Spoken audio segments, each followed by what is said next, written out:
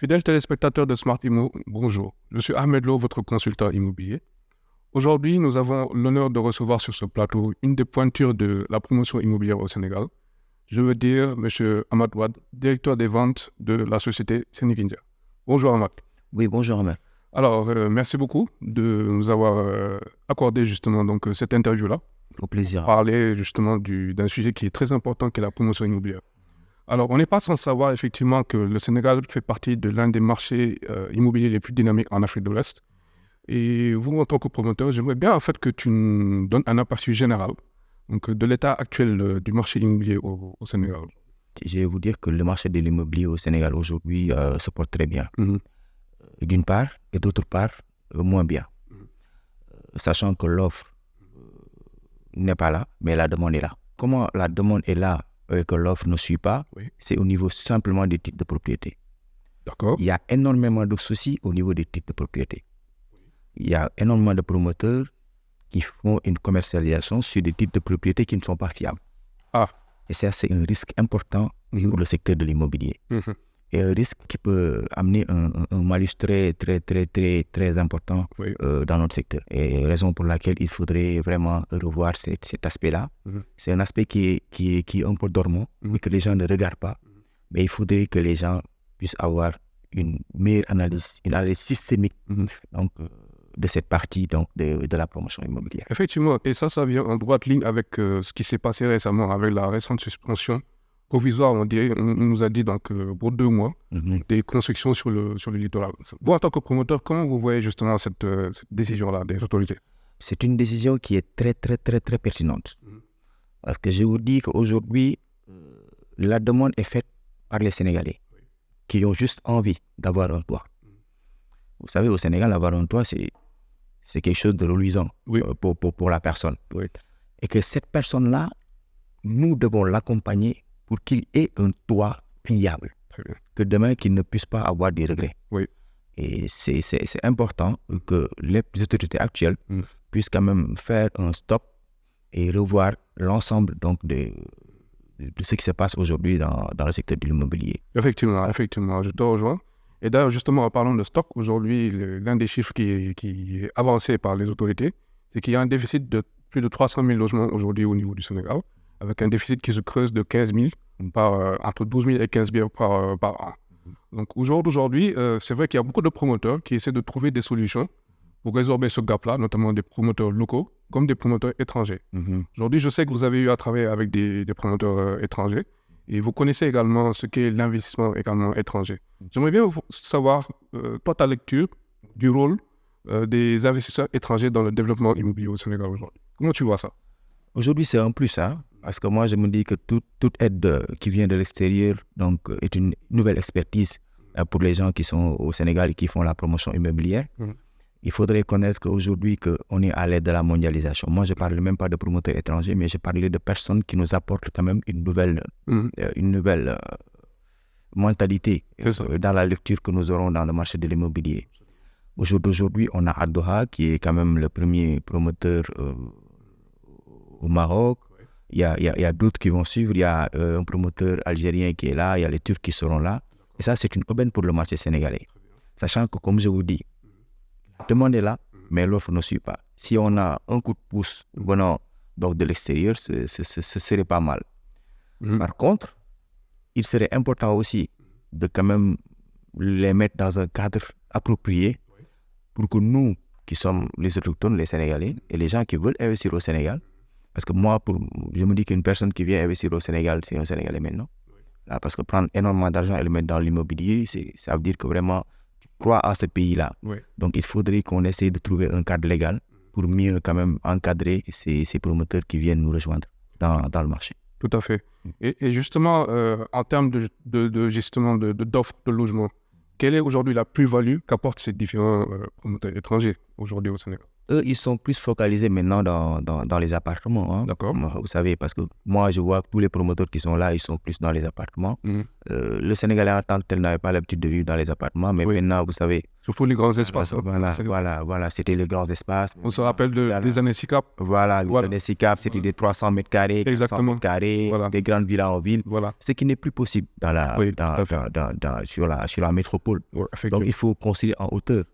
Et c'est des gens qui sont là, qui sont en train d'avoir une expertise quand même dans la construction en hauteur et qui viennent quand même apporter une plus-value. Ils font de très beaux appartements à des prix très compétitifs donc, pour le marché sénégalais et le marché ouest africain. Sachant qu'aujourd'hui au Sénégal, 50% des personnes qui investissent, c'est des gens qui sont autour de nous, le Mali, le Burkina, la Mauritanie. D'accord. Voilà. C'est ces gens-là qui viennent quand même acheter un bien immobilier au Sénégal.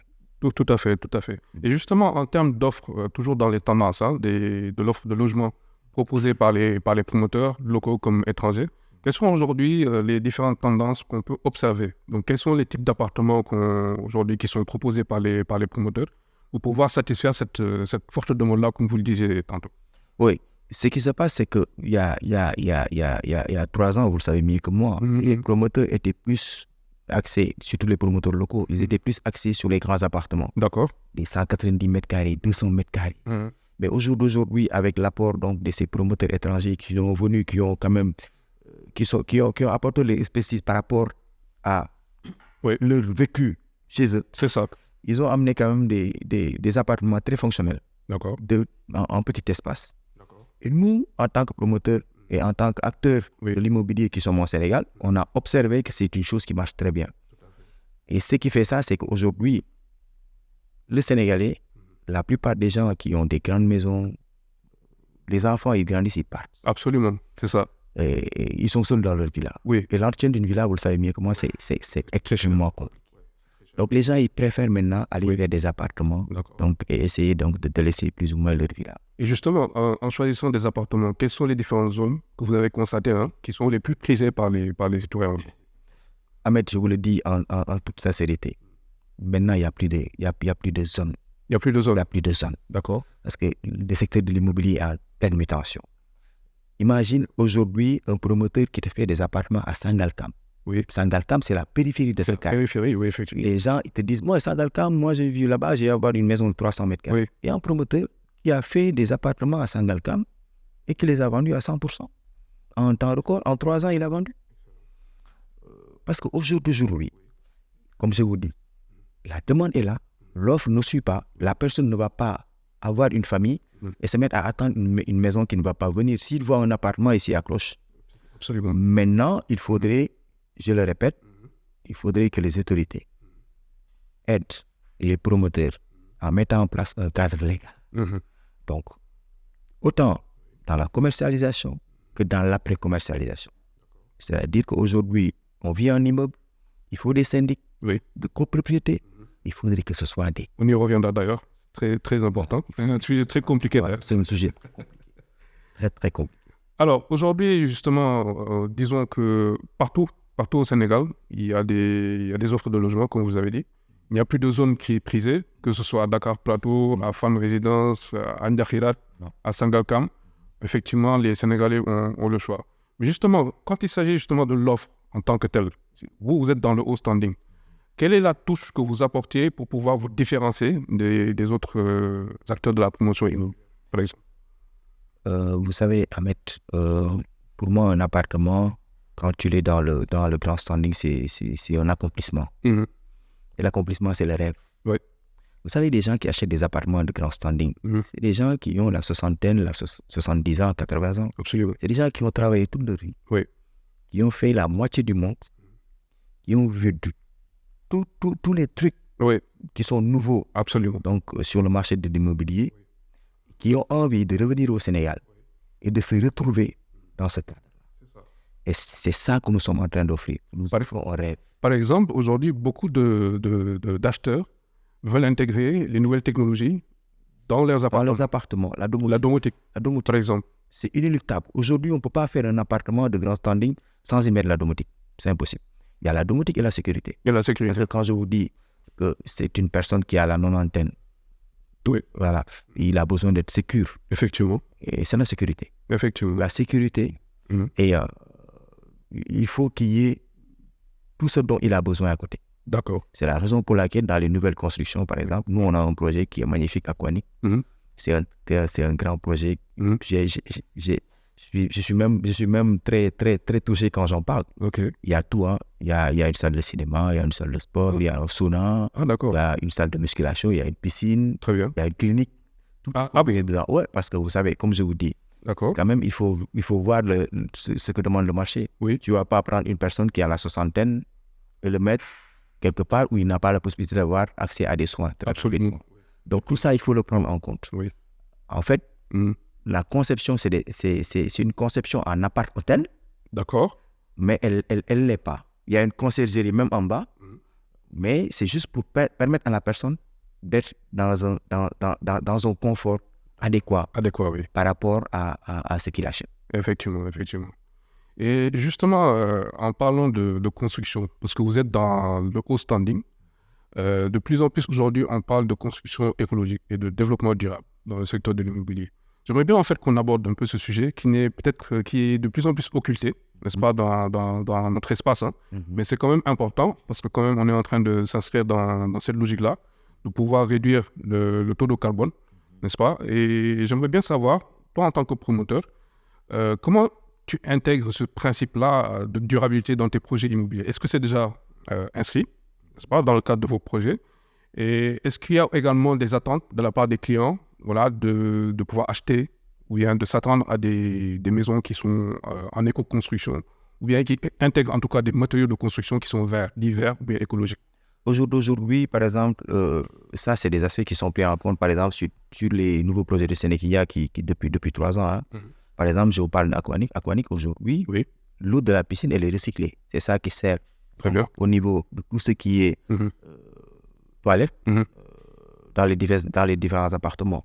Auparavant, l'eau de la piscine, elle était déversée sur les jardins et tout, mais l'eau de la piscine chez nous, elle est recyclée. Et qu'aujourd'hui, tout ce qui est baie vitrée, c'est du photovoltaïque. Ça permet à la personne, à l'ensemble d'immeubles donc, de pouvoir s'alimenter dans les parties communes. C'est ça. Et ça, il y a une économie d'énergie aussi. Une économie d'énergie qui est importante, autant pour le client que pour le réseau de l'électricité au Sénégal. Tout à fait. Et c'est une démarche écologique. Tout à fait. Mais ça, c'est pas une demande des clients. Hein. Je sais que c'est une demande qui va venir. Parce qu'aujourd'hui, le promoteur se doit d'être en amont sur des demandes. Parce que vous savez que le Sénégal, maintenant, c'est un hub. Depuis 2 ans, avec les analyses que vous faites, vous vous rendez compte que même les personnes qui achètent, les nationalités ont changé. Maintenant, moi, ça fait 10 ans que je suis dans l'immobilier. Depuis 2 ans, je vois un Néo-Zélandais qui achète. D'accord, c'est intéressant. C'est intéressant. Un Australien qui achète, j'en voyais pas. Un Sud-Africain qui achète, j'en voyais pas. Qu'est-ce qui explique tout ça, justement? Tout simplement parce que le Sénégal est un hub maintenant. Le Sénégal, à l'avenir, nous le voulons, et vous certainement, et les autorités, ils le veulent comme Dubaï, comme les Émirats Arabes Unis, comme Cape Town, comme Addis Abeba, pour être plus proche. Tout à fait. Voilà. Tout à fait. Donc, aujourd'hui, les gens, ils ont senti ce flair-là, ils sont en train de venir. C'est la raison pour laquelle je dis que le marché de l'immobilier, il est assez ouvert. Il est très ouvert, oui. Il faut que les autorités prennent des décisions très rapides, qu'ils commencent à quand même mettre des cadres pour permettre aux gens de pouvoir s'épanouir de manière très, très, très harmonieuse. Effectivement. Je te rejoins parce qu'au jour d'aujourd'hui, il y a plusieurs pays qui font la promotion de leur destination. On se rappelle de Visit Rwanda. D'accord. Donc, il y avait même des écriteils lors de la dernière Coupe du Monde. Moi, je pense qu'aujourd'hui, on devrait aller vers ça. Le Sénégal devrait justement avoir l'ambition d'avoir une politique je ne sais pas, du genre promote quelque chose genre comme Visit Real Estate Sénégal. Why not? Pourquoi pas, Ahmed? Invest in Real Estate Sénégal. Il faut le faire. Pourquoi pas? Et que cet écritel-là, ce slogan-là, Invest in Real Estate Sénégal, soit par exemple, je ne sais pas moi, dans un écritel dans un match de FIFA, quelque chose du genre, comme ça, au moins, celui qui va voir ça, quel que soit là où il le voit, il va aller sur Internet, il va rechercher où se trouve le Sénégal. Quels sont les dynamismes de ce marché immobilier-là pour que j'aille justement y investir? Il nous faut quand même aller vers ce type de promotion, à mon avis. Il faut le faire. Vous pensez pas? Il faut le faire. Surtout à notre niveau. Moi, je vous dis, pour avoir visité Kigali, moi je connais. Aujourd'hui, le Rwanda est en train de faire un travail extraordinaire par rapport à ça. Mais je vous dis, nous sommes très en avance par rapport au Rwanda. D'accord. Nous ne sommes même pas dans la même catégorie. D'accord. Si aujourd'hui on parle d'immobilier, je dirais que nous ne sommes pas dans la même segmentation. Nous, on est dans le luxe, eux, ils sont dans le low cost. Dans le low cost. Donc, quand vous regardez au Rwanda, oui. À part Kigali, il n'y a rien du tout. Mais au Sénégal, et Kigali, ça fait même pas un département du Sénégal, c'est petit. D'accord. On le voit, c'est très joli. Mais aujourd'hui, le Sénégal, c'est un marché qui est là pour ne pas parler de pays, mais je parle d'une société aujourd'hui qui, s'il était en bourse, les actions vont augmenter de l'ordre de 50%. Effectivement. Et les gens, ils le savent. Effectivement. Donc, c'est une destination attractive.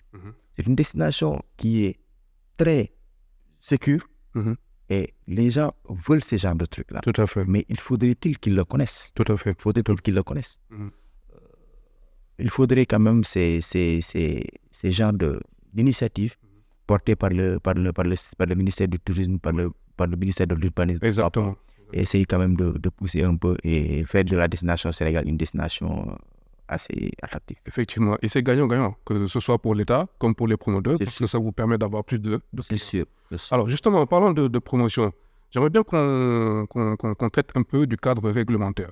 Aujourd'hui, vous, en tant que promoteur, quels sont les principaux défis que vous rencontrez justement dans ce cadre-là?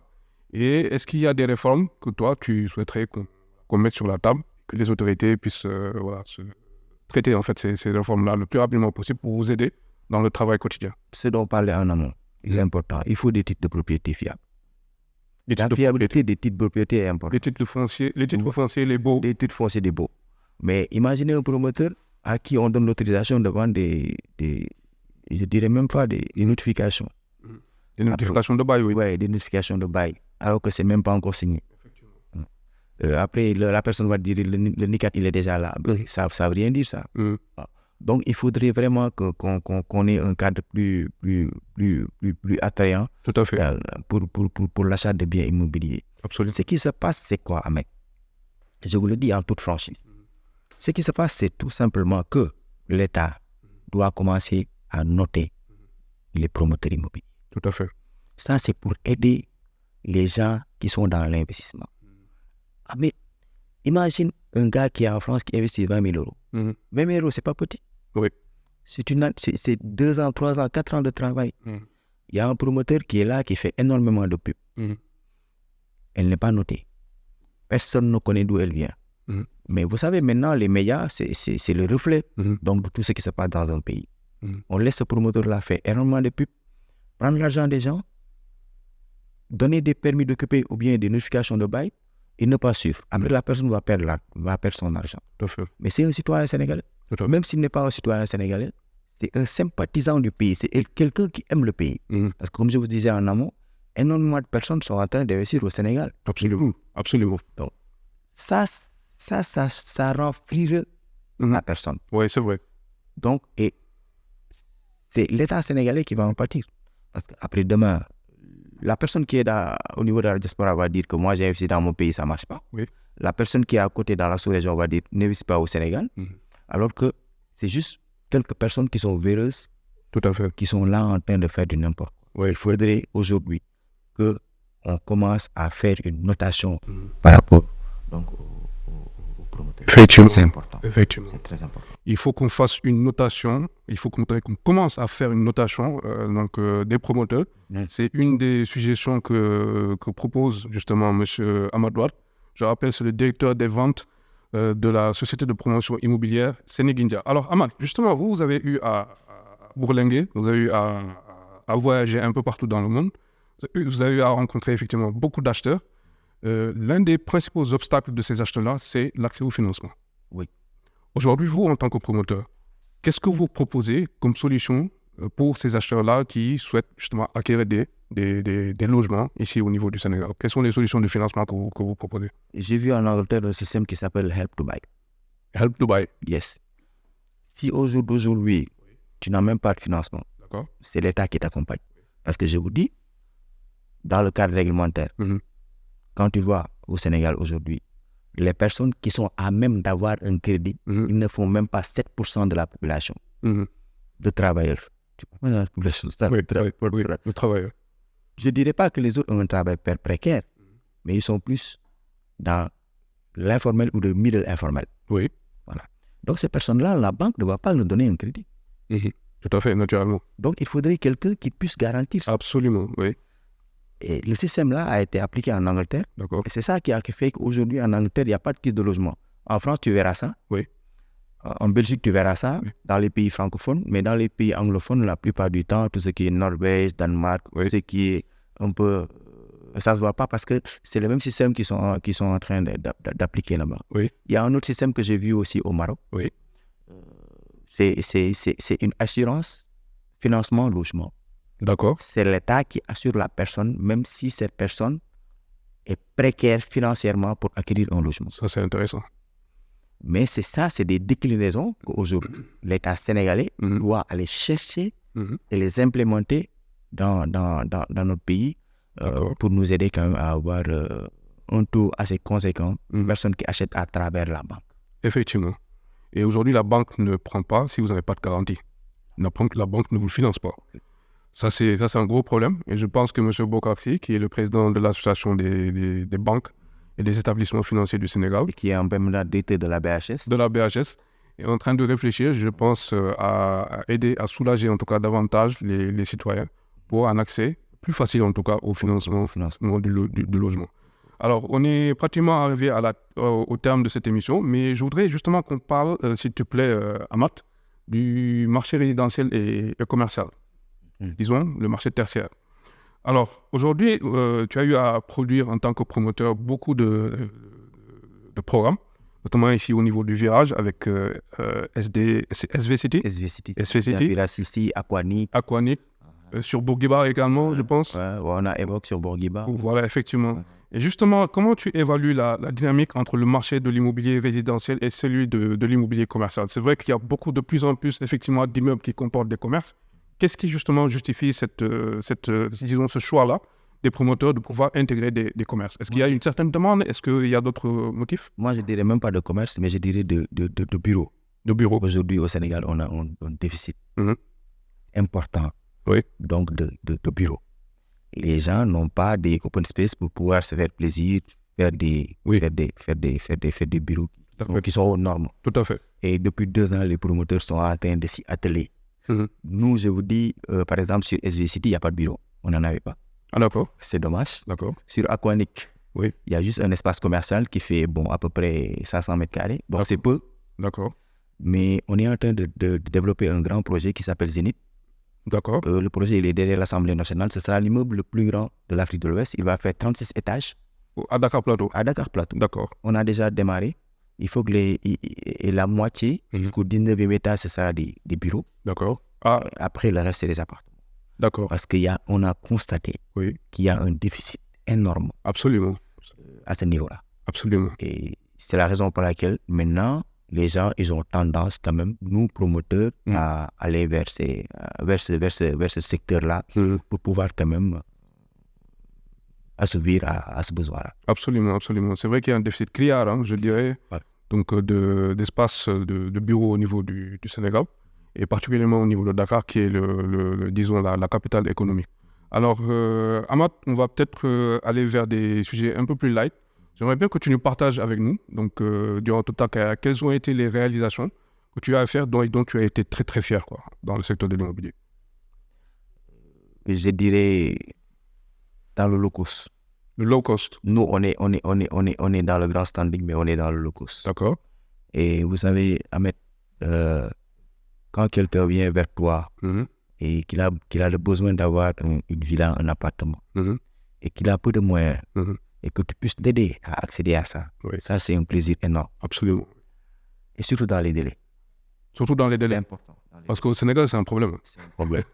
Parce que comme je vous dis, il y a des gens qui passent par la banque, qui n'en ont pas. Mais il y a énormément de personnes aussi qui passent par la banque et qui en ont. Et cette personne qui passe par la banque, à qui tu promets un logement sur 3 ans et que tu ne livres pas sur 3 ans, il est confronté à 2 défis. Le premier défi, c'est quoi? C'est du low cost. La personne, il est certainement en location. Il est en train de payer une location. Il est en train de payer un crédit de la banque. C'est ça. Et vous savez qu'au Sénégal, le plus grand différé, c'est 6 mois. C'est ça. C'est ça. Il n'y a pas de différé de 2 ans, de 3 ans, de 4 ans pour que la personne ait son bien immobilier et qu'il puisse attendre. Effectivement. À moins que tu passes par la BHS, Oui. je leur fais un peu de pub. Oui. La BHS ne donne les fonds que quand le promoteur aura fini de construire et à ce moment, il va commencer à puiser. C'est ça. C'est parce que c'est la Banque de l'Habitat du Sénégal. Absolument. Voilà. Absolument. Mais c'est SN City, c'est Paradise City, Oui.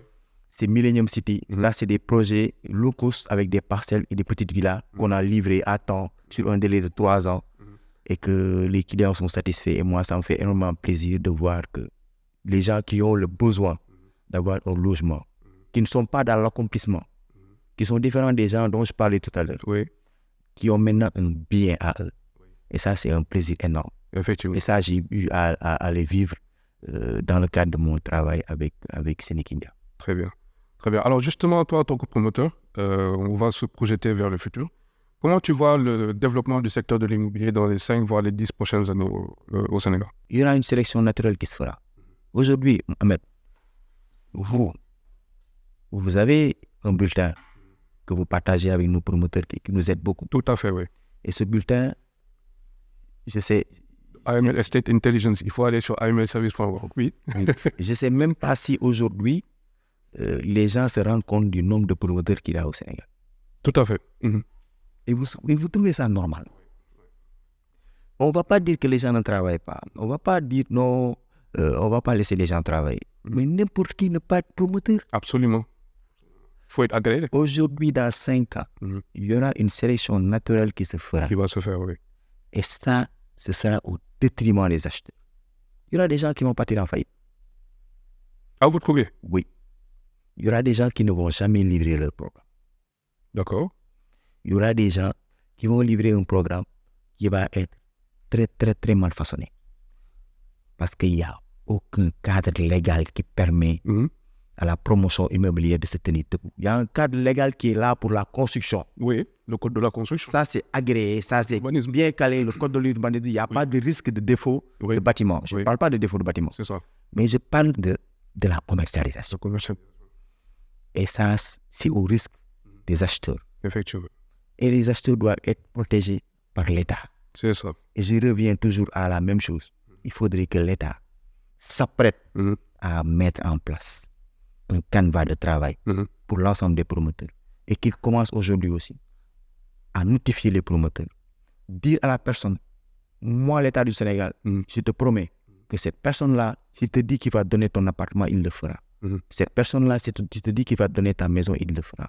Cette personne-là, il va te vendre avec régulièrement. Très bien. Très bien. C'est sur ces mots-là, justement, qu'arrive le terme de cette émission-là. Ben, merci beaucoup, Ahmad. Merci, Ahmed. On se rend d'autres sur la promotion immobilière au Sénégal. C'était très édifiant. Merci beaucoup et j'ai beaucoup appris d'ailleurs. Et justement, ton mot de la fin, avant qu'on se quitte? Ahmed, très content d'avoir participé à ce type d'émission. C'est un nouveau concept. Tout à fait. Et j'espère que ça va permettre aux téléspectateurs de comprendre, de se poser des questions. C'est ça. Parce que je vous dis, posez-vous des questions avant d'acheter n'importe quoi. Merci beaucoup, Ahmad. Merci, chers téléspectateurs. C'était tout pour aujourd'hui. Pour plus d'informations, consultez le site magazineimosenegal.com ou envoyez un mail à mag.imo.sn@gmail.com. Je suis Ahmed Lo. À bientôt pour d'autres sujets d'actualité immobilière avec nos spécialistes immobiliers. Merci. Au revoir.